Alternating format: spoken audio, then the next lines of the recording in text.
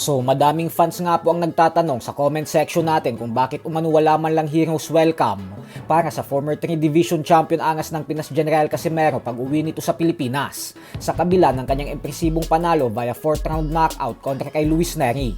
Para po kasi sa mga hindi nakakaalam, ay ginagawa lamang ang heroes welcome sa sport ng boxing ay kapag world title fight ang naging laban ng Pinoy boxer at nagawa nitong talunin ng kampyon o kaya naman ay matagumpay nitong nadepensahan ang kanyang titulo.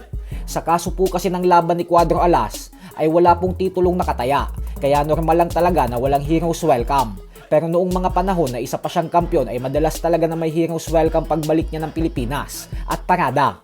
May pagkakataon pa nga noon na nagkaroon pa sila ng hindi pagkakaintindihan ng nooy mayor ng Ormoc na si Richard Gomez nang dahil sa usaping heroes welcome matapos niyang talunin si Guillermo Rigondo 5 taon na ang nakakalipas.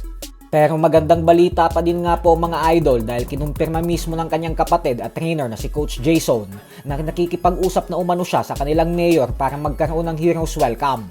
Bukod dyan ay sasamahan pa daw ito ng motorcade upang mas engrande ang maging pagdiwang ng tagumpay ni Cuadro Alas. Isang patunay lamang po ito na sa kabila ng hindi world title fight ang naging laban ni Casimero ay napaka-espesyal pa din talaga para sa mga Pinoy fans ng kanyang panalo. Kaya tama lang talaga na magkaroon pa din ito ng heroes welcome. Magmi-meeting kami ni Mayor T para sa heroes welcome ni Cuadro Alas. Tapos motorcade para elegant ba? Dapat may motorcade. Sa kabilang banda naman mga idol ay tila nagparamdam na din nga po ang current pound for pound king Japanese monster na Oya Inoue sa current WBA bantamweight champion na si Jesse Bam Rodriguez. Ito po ay dahil nag-post na si Inoue sa kanyang Instagram story ng poster nila ni Bam Rodriguez at may tanong na coming soon. Ibig sabihin po nito ay interesado na talaga si Inoue na sunod na makalaban si Rodriguez. Ganun pa man ay masamang balita po ito para sa mga Pinoy boxing fans dahil patunay lamang ito na hindi talaga interesado si Inoue na labanan si Casimero kahit nanalo pa ito kay Luis Nery. Gawa ng dinedma niya lang ang mga hamon sa kanya ng angas ng Pinas. Habang si Rodriguez naman ay handang-handa na din labanan si Inoue sa kabila ng pinipigilan pa ito ng kanyang trainer na si Robert Garcia. Ang gusto po kasi ni Garcia ay lumaban pa ng isang beses si Rodriguez bago tuluyang sumaba kay Inoue. Ayon naman kay Rodriguez ay alam niya daw na mahalaga ang pera at ito umano ang isa sa mga pangunahing dahilan kung bakit patuloy na lumalaban ng mga boksingero.